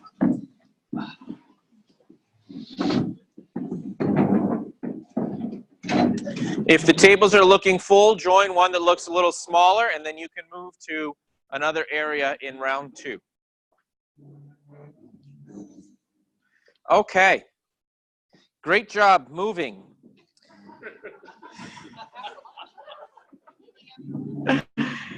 All right. So in this first round, what you are going to do, those of you at the table, is you are going to begin to help the host with their idea to take it a little further on the quest, to start thinking a little bit more, fleshing out the idea. What's it about? What might it involve? What is its purpose? What's its intention? What might happen to it? And you're going to do so by asking clarifying questions and allowing the person whose idea it is to respond. You're not going to fix it. You're not going to give them any more instruction. You're not going to tell them what you did at your church that would be the best thing for them. It's their idea. You are asking clarifying questions. If you've had some experience in your church, you can maybe say, I've thought about this before. How about this? Have you thought about this? But refrain from solving the problem for them. Oftentimes, the best way, as you're hopefully seeing through all these processes, sometimes the best way for an idea to find its new life is by people who are interested and helpful, asking good questions. So we're going to take about 10 minutes, 8 to 10 minutes to ask some questions about the idea. The person whose idea it is, you have a responsibility. I want you to be taking some notes on your notepad, okay? If they are responding and you can't get your question asked or you aren't able to do it, feel free to add to the notepad, those of you who are participants, okay? The paper, yes. The paper on the table. The paper on the table. I'm sorry. The stick it paper. Okay, feel good? So you're asking questions. We're trying to flush out the idea. Take it to a deeper level and go.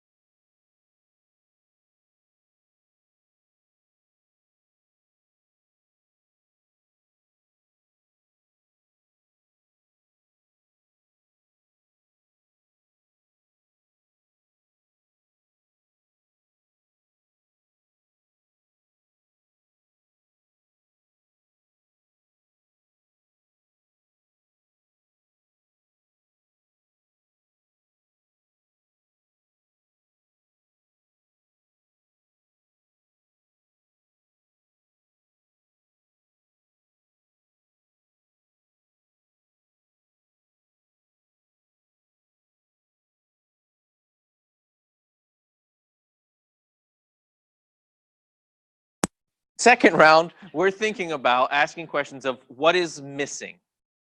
So as you are sitting here, listen to the idea that's being presented and say, well, have you thought about this? Or I don't see this component, or this seems like an issue that maybe want to be thinking about. Okay? We're going to take only 5 minutes for what is missing and go.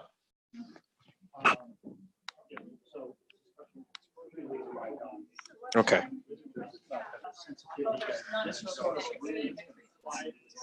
So we're going to take 1 more minute to ask the last what's missing question.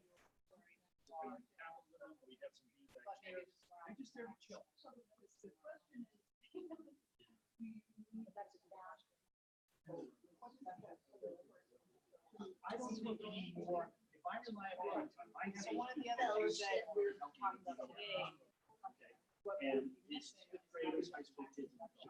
If I get a mixture of those, we only have kids, I have volunteers on given Sunday. So, and beyond that, I don't know these kids, they don't even know us. So we would go from. We don't know. On the church.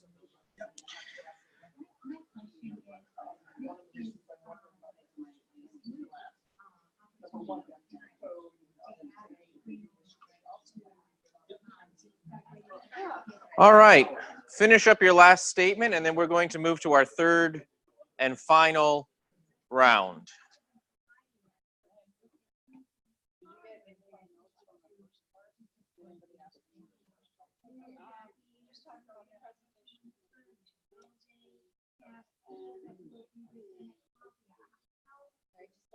Well, they would certainly be invited to go to coffee also when the service ends. You know, we don't like them to move. That's a segment where everybody needs. All right, so I invite you to stand up, and you're going to find another table. This is your last movement, your last table.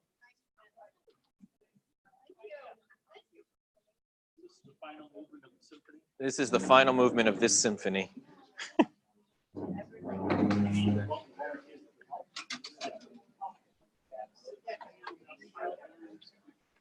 Pick one location you have not yet been to and visit there. Over here.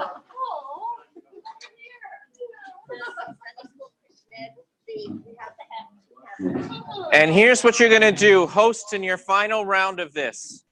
What you are doing as the person who has this idea is you are now just sharing with this group what you have learned. What you have learned through this process. So what is your thinking now? What have you learned? And we're only going to take about 3 or 4 minutes for us to be able to hear what that person has learned. So what has come out of this idea? And go. She's learned. What have you learned?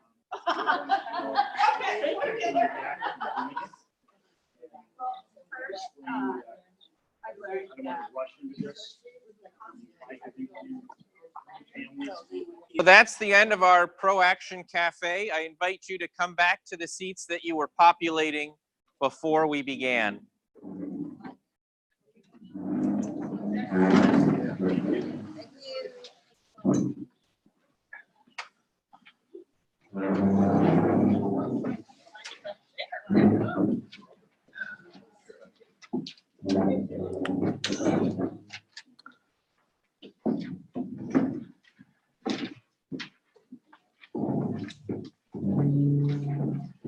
If you were a big idea person, I'd like to hear how this experience was for you. The person who had the idea and hosted the encounter, how was the experience for you? It was super helpful, and it, you know, I said, oh, it's just a little idea when it started, and then I'm like, this could be a big idea, and something that continues on. So it was really helpful to get me thinking about ongoing and part of the church on an ongoing basis, not just a one-time event, thinking about how we can incorporate volunteering with shelters or animal rescues, or Sunday school, and things like that. So it got to be overturning, and I think it's helped me want to follow through. I'm great for coming up with like great creative ideas, but I need like people around me to say, now here's the next Yeah, here's the next piece of it. piece. So Great. Good. Who else? If nothing else, I think it just reinforced my desire to do. Yeah, good. It gave you encouragement in the sense that, yes, sometimes talking our idea through, we even get a little more excited about it than we were before we started. For me, it emphasized your whole theme during today's talks, the changes in the room. Yeah, And I put the question out there, and we had missing pieces and we had pieces that fit together and ended up with some positive avenues that I can take to the committee on this GoFundMe page. good. Great. Very supportive. It was Very supportive. Good, Yes. good. Yeah, it was very helpful too to think about, some of the issues around construction and, thinking about the bigger picture of what that might Yeah. entail. Yeah, sometimes these processes can help us say, oh my, this is a great idea, but I didn't think about this whole other piece, which doesn't diminish the idea, but then it gives you that sense, it sets it up for better success than when sometimes we just charge forward with our idea. So great. A few things about Pro Action Cafe. Well, let me ask this, just from 2 or 3 participants. What was it like to be not the idea person, but the people at the table? What was that experience like? It was challenging to keep your opinion to yourself. Yes. Challenging to keep your opinion to yourself. Yes. It helped to have some firm rules around that, didn't it? Not just opinion, but resources. Yes. Yes. That in the question format, Yes. you're either trying to twist around your resource into a question. Well, have you ever heard about, Yes. I understand like opinions and things, but and wanting to give space to the idea, but there's not space in this format to say, hey, Andy, you might look at this, or Here's a reason why, right? So there's actually some intentionality around that, because when we start providing all of our resources in that discussion, oftentimes it immediately shuts down the creative process, because it goes from how do I make this idea come to life to here's a technical solution that you can apply. So it's not that there isn't a space at the end for some, so it would be great to come back and say, so I just want to follow up, here's some websites or resources that might be useful. But as soon as we start sharing our expertise in that way, it becomes very easy to take the wind out of that experience. And so this is part of the reason why that strong emphasis on questions of clarification, whatnot. So it's not that you can't ever share those resources, because you're right, they're useful to give.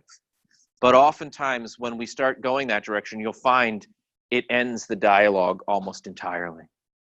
Because the people at the table, also for the participants, they start saying, well, I didn't know about that. So now what I have to contribute isn't valuable. Does that make sense? And so it's kind of, and now you can't control that when you invite a whole room of people to come in, right? But what you can control is by setting up the parameters in the dialogue. So I knew my confines around this are going to be frustrating. That's okay. I can hold that. I can hold that discomfort, because in the end, the concept that comes out is great. And then there's that way to bring that resource. I'm going to say this is a little bit harder, to be honest with you, for pastors to do, because we are oftentimes programmed to be the expert in the room. And now we're needing to be a participant in the room. Not all pastors share that same dilemma, but a lot of us share that dilemma. I just thought it was liberating. To not have to be the expert? To not have to be the expert, to be able to ask questions. I just found it incredibly exciting and liberating that I didn't have to know anything about this, and I could ask enthusiastically. Cool. That's fantastic. Yeah. Other participant feelings, yeah. I had a similar perspective. It was nice to be able to just focus on clarifying. I think, David, one of the things that I look at in this space, I love this for clarifying and really getting questions out. You get repeated waves of energy around clarifying. I think of what helps people hold back on opinion is if they see the greater context, which is, the model that I use in my head is clarifying, idea generation, developing a great idea, and then implementation. It's the foresight model, if anybody's ever looked at that. And in that space, there will be a time for the other for opinions and adding ideas later. Now we can just focus on clarifying. Yep, clarifying the idea. The other thing that this does within a church context that's really neat is it starts helping the membership see that there are people with ideas. And that's exciting. Like, particularly when so many of our churches are stuck in this idea that we're done. We don't have anything useful or life-giving in us. And then all of a sudden you start having an idea, right? And I can listen to the ideas shift in the room. It's kind of fun being here because I can hear the ideas shift in the room. And there is a little more energy. And that is contagious to the congregation.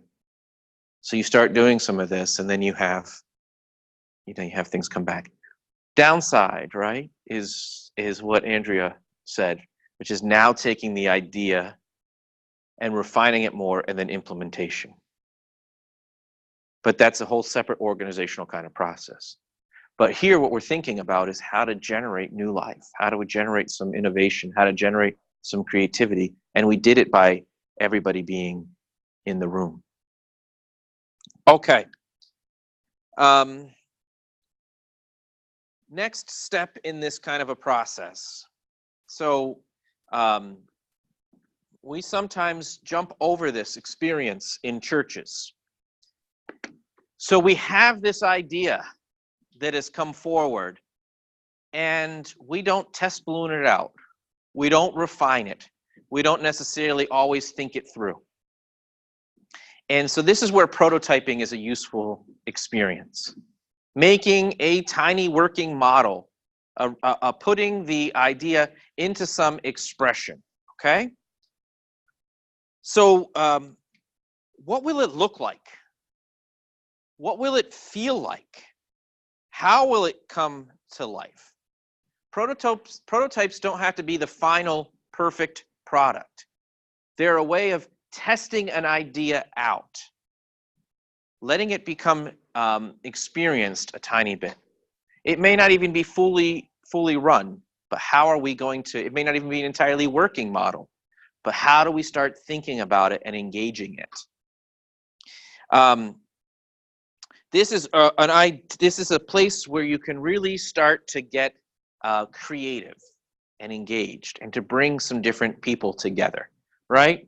This is a 3D printer, right? This is this idea of taking an idea and printing it off and putting some structure to it. 3D printers are amazing in the innovation world, right? Because they allow us to try all kinds of things without necessarily investing all of our resources into manufacturing. You can start experimenting with things. We have the same capacity. Oftentimes we're so worried that what we put out has to be ideal and perfect, that we keep our ideas in. So finding ways that we can just test things out, even within our little closed church groups, is useful. So what I want us to do for this next bit of time is I want you to get together with the church that you came with. Now, there might be some of you who are just one representative from your church. If that's the case, I'm going to invite you to kind of connect with Rebecca and Beth and Jim, and we'll make what can we call it? An ecumenical church? A new church start, whatever you want it to be. A prototype church. We're experimenting. What happens when clergy come together?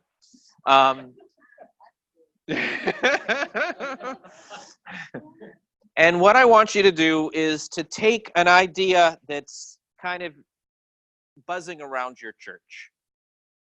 hopefully you've got some sort of an idea or an experience or a program or something that's buzzing around your church. And I want you to make a prototype. We're not talking about perfectionism here. This is just beginning to think about what does it mean to work with our hands to describe it. I'm not going to give you a whole lot more clarity than to say, put a prototype together of your idea. But over in this corner is a whole host of things. There's magazines that you can cut up. There's construction paper. There are wooden tiles. There's modeling clay. There's glue. There's Post-it notes. There's a banner of words that you can cut up. You can do anything you want with anything that's there. And you're trying to take an idea and bring it to life in some way, shape, or form.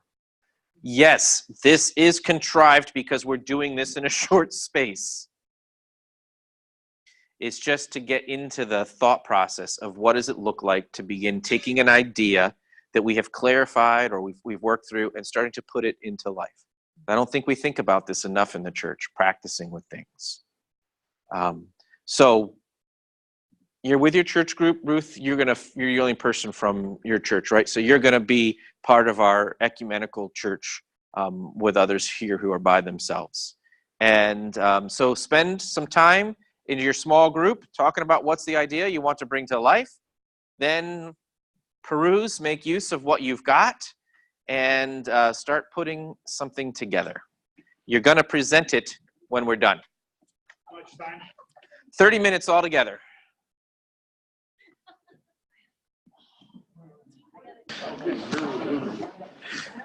Welcome, folks. So we are going to just spend a couple minutes talking about that prototype experience and how it was for your little group. You get to show us what you created, should you have something to show. Most of you do.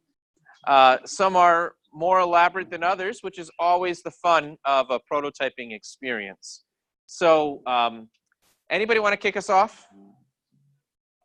Just saying how it was for you? Great. Do you want me to go ahead? So we don't really have a structure or a picture or anything because ours is a GoFundMe page. And so what we started looking at how would that page look? What would we put on it? Obviously photos of the things that we want to do work on so that people can actually see what the issue is. And then we talked about all the different things that would go into a description, how much it's going to cost, what our goal is. And then we made questions for ourselves as to what kind of details would we put into the site. And then we went and looked at some GoFundMe sites to get a sense of what they're asking for. And so that's pretty much what we did for creating a prototype of something. We didn't actually do we didn't write anything, but we sort of gave ourselves suggestions of where to go with it. Good. Great. So thank you. Yes. Who's next that wants to talk and share?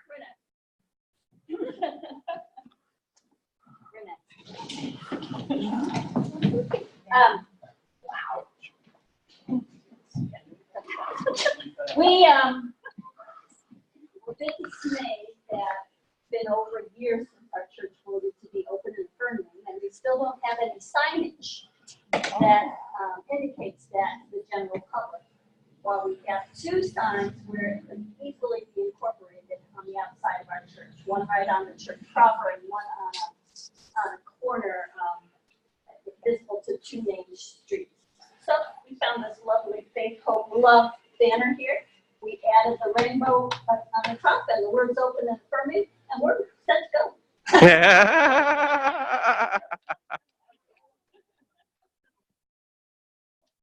That's wonderful. Who else would like to share? Ruth over here.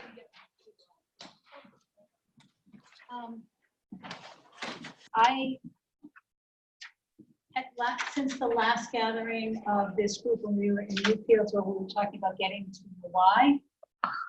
I've been trying to figure out ways to use. I really liked that. I was very struck by that whole concept and trying to get to talking to the entire congregation about helping to identify why we are all here in this place in this time. But to, that seemed like a huge project to go right for the whole church and to try to have that kind of conversation. So I've chosen to go to different groups because I'm always asked, whenever I go to a group, they always assume I'm gonna open with prayer, and I thought, ooh, I'm gonna just go on this time differently. And it's a different kind of spiritual experience, and I had about many little parts, not doing the whole episode we did, but just to begin the discussion, looking towards eventually getting to the bigger, the wider church, our wider church.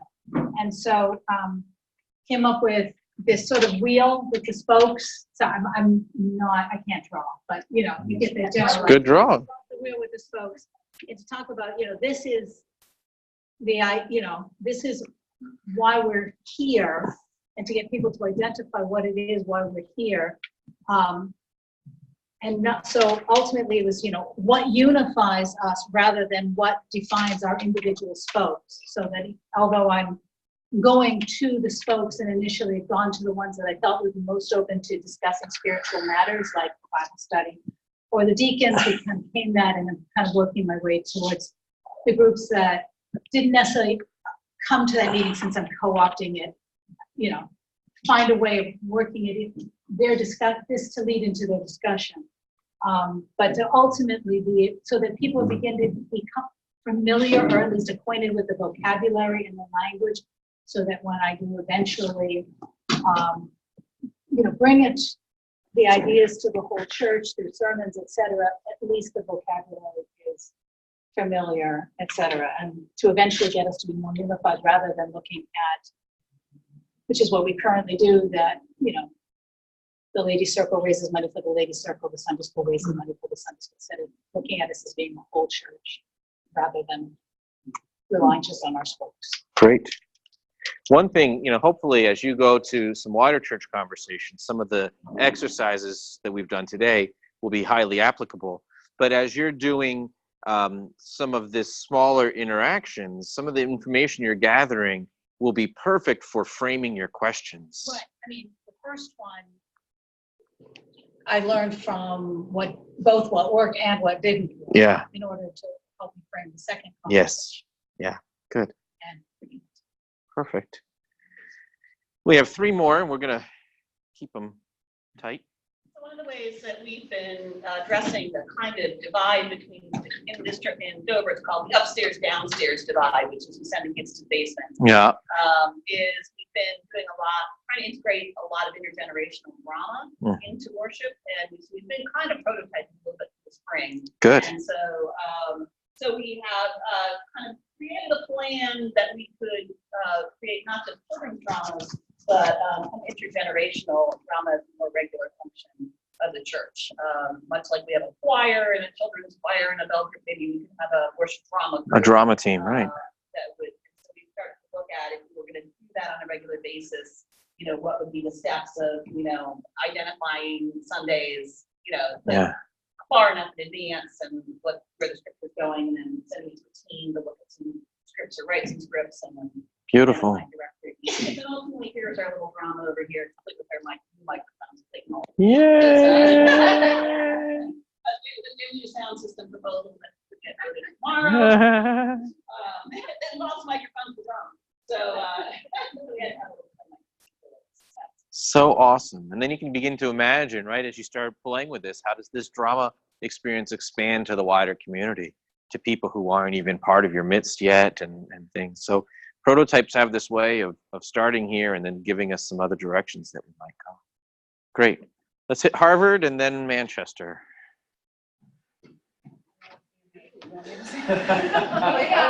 I guess it's my turn. So we didn't do much in terms of art, but cut out some animals, and this is the greens where we would have our blessing of the beast, blessing of the animals. We talked about logistics, connecting with the pastor first to find out dates and ideas for what the service would be like. bringing the idea to the deacons and the standing committee for input. And then our prototype piece was really around research and researching with other churches what went well when they did this in the past, what they wish they had done differently or wouldn't do again, and sort of using other experiences as our prototype if we were to do this in the fall. Great. Good. I'm going to come back to that concept in a second, but we'll allow a chance to share. So our idea is to create a media committee. And there's a couple of things that would include. So we'll work on social media, which includes Instagram and Facebook. We do not have anything that we created. Yeah, that's all right. But I'm going to hand my phone around and just show what our Instagram page looks like. So we can just scroll up and down and see all the posts. So we do have these established, but we just need to sort of, we've sort of got the prototype out there, but now we just need to refine it a little bit more. Yeah. And make it a little bit better with a couple more committee members. Great. We have a website, but we'd like to keep it more updated. And we'd like to advance a little bit in technology. Maybe put up a few screens that show photos of events that we've done so people inside the church can see that. And the whole group, the media committee, is really to reach people inside the church and also young adults. Great. Fantastic. Thank you. So the idea behind prototyping is it gives us a chance to play a little bit with our idea. And as we start putting it together, we start realizing, maybe there's something more here, or maybe there's something more there. It also gives us a place to fail. And we can feel safe with failure. Because we need to do that. We learn from the things that don't go well and things that don't go right. And so being able to experiment and play allows us to take the things that didn't work and bring them forward. Over here, Harvard was talking about gathering research from other entities that have done it, and that's important. Being able to speak with other places that have done something similar, finding that out. Other times, there's a way to take an idea that, of a venue that's completely different than where you've been. So, for example, a company was hired to work with a hospital emergency room department because they wanted to refine the way the emergency room department functioned. They wanted to streamline it, make it a little more effective. So this group that came in to do that work said, where might we learn how to do that? And somebody had the brilliant idea of going to NASCAR and studying how pit crews work. Extremely efficient, entirely different than a hospital emergency room setting, and yet a lot of ideas that can be transferred. And so sometimes when we start creating a prototype, it gives us the option to say, well, how would this work? And where might this be existing in other parts of society or other parts of the world? And how might we learn from that? Okay, I promised us that we would be done at 3 o'clock, which gives me 10 minutes to talk about faith and fear. So that was excellent because this is the one area that I'm afraid to talk about. So I have timed myself out of it. Just kidding. Not about the fear part. So it's funny. I look to Rebecca. Rebecca leads a group that I've been a part of for a few years. And so she's journeyed with me as my church and as I have gone through a lot of innovation, experimentation, and whatnot. And there's been some wonderful success and some tremendous failure. And in the midst of all of that has been more success and more learning and more growth. But two things that we need to talk about. The very first session of all of this was kicked off by Rebecca with family systems theory. And a component that we learn about in family systems theory is sabotage. As we become innovative in our churches, as we experience creativity, as we try new things, as we expand the voices that are there, part of what's going to come up is pushing against what we always have been. And we need to be prepared for some of the sabotage that will come with that. We can't avoid it. We can't stop it. We can't prevent it. It'll happen. It's part of the family system truth, isn't it? It will happen. So what do? We be aware that it's going to take place. One of the other things, if you've been listening to me talk about how we take these practices and bring them into being, I have not once said it is a single person's job. There has always been in all of this design work a group. And we need to facilitate a cohort of leaders. So one of the things that the New Thing Task Force was so wise about in the creation of this program was it wasn't just this track for clergy and this track for laity. It was churches coming, pastor and laity, together.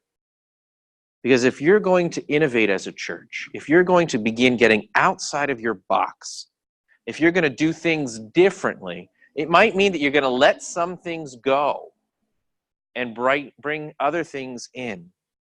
And that invites change. And as soon as we invite change, we change our balance. And there will be some actions taken to sabotage that. But when we're aware of it, we recognize it not as mean-spirited, angry human beings, not as those people, but as us together, we can respond to it and we can be prepared for it and we can work through it. But it requires us to be, back to family systems, non-anxious. And I can't be non-anxious all on my own when we're working with this deep stuff. It takes a group of us to keep each other in balance. Because there's moments when I'm anxious and Jim's not. And Jim can help me be not anxious. And there's moments when Jim's going to be bouncing off the wall and I can say, take a breath. It's going to be okay. We'll get through it. Why does this sabotage experience come into being? Because a lot of times we're afraid. A lot of times we're afraid. And so this is a little bit of how I want to close our day, is talking about this image, this painting that hangs in my office. Anybody familiar with this painting? Right? It's a piece of art by Rembrandt depicting Jesus in the boat with the disciples crossing the sea. Why I love this picture is because we have all these waves crashing and all of this rockiness, and Jesus is somewhere back here, calm, in the story asleep, right? Yes. Trusting in the vehicle, trusting in the people, trusting in the God. We can get very afraid doing this work, this change work, this ushering in a new creation, this building a new existence. We can get very afraid. And that's normal and that's okay. But we need to remember that we're not doing this all on our own. We're doing this with the great Creator. This Genesis story that Beth read, this bringing all things into being, it didn't stop. It's not done. So we just need to remember that as we do this work. We've got tools, we've got skills, we've got offerings, we've got experiences, but we also have the gift of God's presence. So sometimes when we're innovating and our prototypes fail, and sometimes when we're hosting and our circles don't come together, and sometimes those brilliant ideas don't just crop up on the first time, we need to trust that we aren't doing this alone. And I think that is the biggest gift. And we won't remember that on our own. We need each other. I just wanted to highlight, you started by saying you've been in a group with Rebecca for a long time. It's really problematic for many of our clergy to really be lone rangers and not have that communication, that support, that sharing. And so with all the laity that are present here, it's important to remind them to help the pastors find the support. I was saying to David earlier that what I've come to love about clergy convocation is that we are our own best resource. We're all together there as clergy in the New Hampshire Conference, and we get to hear what people know and do and can be a resource for. It's just really important that pastors have support. It is. And it's important that church leaders have support of each other, that we can nurture each other. Even within the congregation, I'm not talking about the ordained clergy here. I'm talking about the ministers of the church, that we support each other and encourage each other. One of the gifts of that circle experience is it helps cultivate connection and leadership. So how do we do this together? And how do we remember that that's what we're about? So that's it for the day. Just as a way of highlighting, you experienced Circle. You experienced World Cafe. You experienced Pro Action Cafe. You experienced prototyping. We talked about the need to be visual, to be creative. You experienced a reminder that we aren't in this alone. And just the last thing I'll say is, and the wisdom comes from, we can do this. We can do this. We won't look like what we looked like before, but that's good. Because we're going to look what God is forming us to be. And that's the best thing we can be. Travel safely. Enjoy your time. And Cookie announcements. Wait, can we give them an applause? Yes.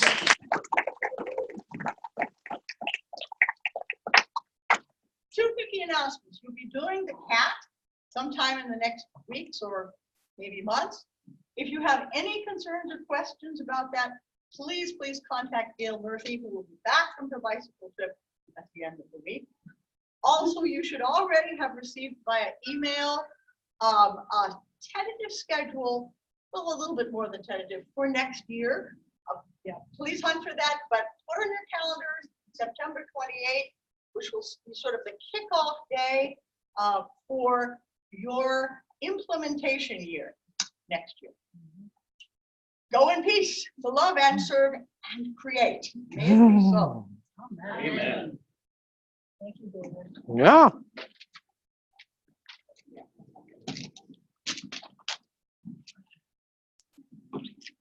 All right, ma'am.